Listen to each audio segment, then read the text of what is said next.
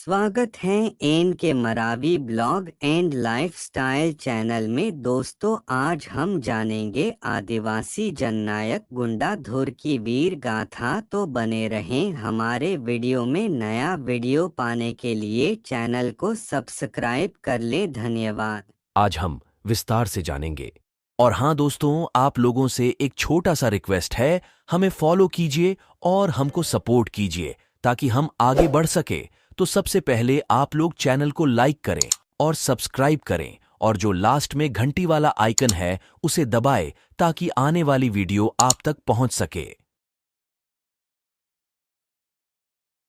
छत्तीसगढ़ के बस्तर क्षेत्र की खबरें मीडिया की मुख्य धारा में कम ही आती हैं, और अगर आती भी हैं तो माओवादी विद्रोह और कभी कभार होने वाले नक्सल हमलों के लिए ही आती हैं। लेकिन प्रशासन के खिलाफ आदिवासियों का विद्रोह कोई नई बात नहीं है। ब्रिटिश राज के खिलाफ आदिवासियों ने सन 1910 में सबसे बड़ा विद्रोह किया था, जिसे भीमकाल विद्रोह के नाम से जाना जाता है। इसका नेतृत्व करिश्माई नेता गुंडाधुर कर रहे थे।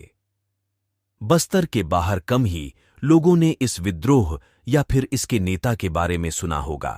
दक्षिण छत्तीसगढ़ में स्थित बस्तर में अधिकतर घने जंगल हैं, जिनमें गोंड, धुरवा, हलबा, भतरा और अन्य आदिवासी जातियां रहती हैं। गोदावरी की उपनदी इंद्रावती की वजह से यहां अच्छी खेतीबाड़ी होती थी। यहां के आदिवासी बाहरी दुनिया से बहुत कम या फिर कोई संपर्क नहीं रखते थे। वे वन देवी देवताओं की पूजा करते हैं और वहां होने वाली पैदावार पर ही निर्भर करते हैं। हजारों सालों तक उनके जीवन में कोई बदलाव नहीं आया है। इस दौरान कई शासक आए और गए, लेकिन उनके जीवन पर कोई फर्क नहीं पड़ा। 14वीं शताब्दी में काकतीय राजवंश ने बस्तर पर अपना शासन स्थापित किया था। सदियों तक बस्तर साम्राज्य दिल्ली सल्तनत, मुगल और बाद में मराठा राजाओं को शुल्क देता रहा। उन्होंने कभी भी बस्तर साम्राज्य में दखलंदाजी नहीं की। लेकिन ब्रिटिश ईस्ट इंडिया कंपनी के शासन के विस्तार और 19वीं सदी में ब्रिटिश राज के साथ ही हालात बदलने लगे। धीरे धीरे अंग्रेज उन आदिवासियों के जीवन में हस्तक्षेप करने लगे थे जिनके जीवन में सदियों तक कोई बदलाव नहीं आया था। इसकी वजह से दूर दराज के गांवों तक असंतोष फैलने लगा, जिनके जीवन में सदियों तक कोई बदलाव नहीं आया था। इसकी वजह से दूर दराज के गांवों तक असंतोष फैलने लगा। असंतोष की सबसे बड़ी वजह भारतीय वन कानून सन 1878 था, जिसका सीधा असर इन आदिवासियों के जीवन पड़ा जो वन में होने वाले उत्पादों पर ही आश्रित थे। इस कानून के तहत पूरे भारत में जंगलों को 3 वर्गों में बांट दिया गया: आरक्षित वन, संरक्षित वन और ग्राम वन। जंगल का सबसे अनुकूल हिस्सा सीधे सरकार के नियंत्रण में आ गया, जिसे आरक्षित वन कहा जाता था। इन जंगलों में आदिवासियों का प्रवेश निषेध था और ऐसा करने पर उन्हें सजा मिलती थी।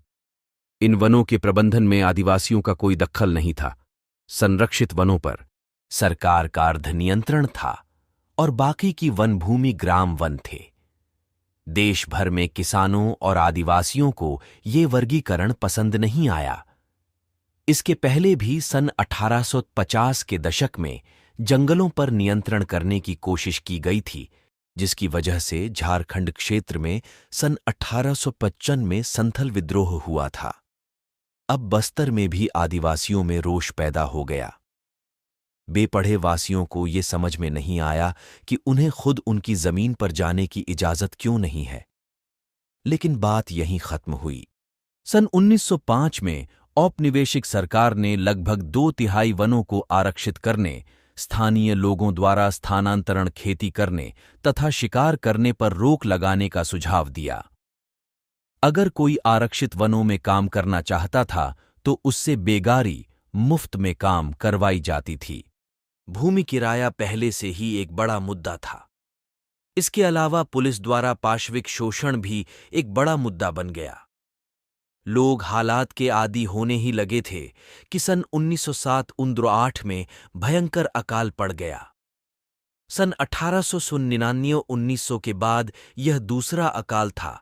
अकाल के साथ सन 1908 में ठेकेदारों को रेल डिब्बे बनाने के लिए आरक्षित वनों से इमारती लकड़ी और सामान्य लकड़ियां काटने की इजाजत दे दी गई।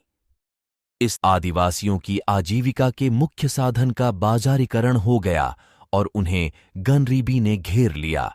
इसके अलावा देशी शराब जो आदिवासी खुद बनाते थे उसे भी गैरकानूनी घोषित कर दिया गया। इसकी वजह से बस्तर में आक्रोश पनपने लगा। धुरवा और गुंडा। धुर का उदय सरकार की नीतियों की वजह से कांकेर के जंगलों के धुरवा आदिवासी सबसे ज्यादा प्रभावित हुए, क्योंकि वनों का आरक्षण सबसे पहले वहीं हुआ था। आक्रोश बढ़ने के साथ ही विद्रोह की बात होने लगी। जिस तरह चपाती, कमल और बंदूकों के कारतूस सन 1877 विद्रोह के प्रतीक बन गए थे, उसी तरह आम की टहनियां, मिट्टी के ढेले और मिर्च बस्तर के गांवों के विद्रोह के प्रतीक बन गए। आखिरकार 2 फरवरी सन 1910 को गुंडा वीर धुर के नेतृत्व में बस्तर का विद्रोह शुरू हुआ, जिसे भूमकाल विद्रोह के नाम से भी जाना जाता है। धुरवा कबीले के गुंडा धुर का जन्म नेतानार गांव में हुआ था। ऐतिहासिक दस्तावेज के अभाव में उनके बचपन के बारे में कोई खास जानकारी उपलब्ध नहीं है। समय के साथ वह एक तरह से आदिवासी नेता बन गए। विद्रोह की शुरुआत में गुंडा धुर और उनके सहयोगियों ने बस्तर में पुष्पाल ग्राम बाजार के अन्न भंडार लूटकर उसे गरीबों में बांट दिया।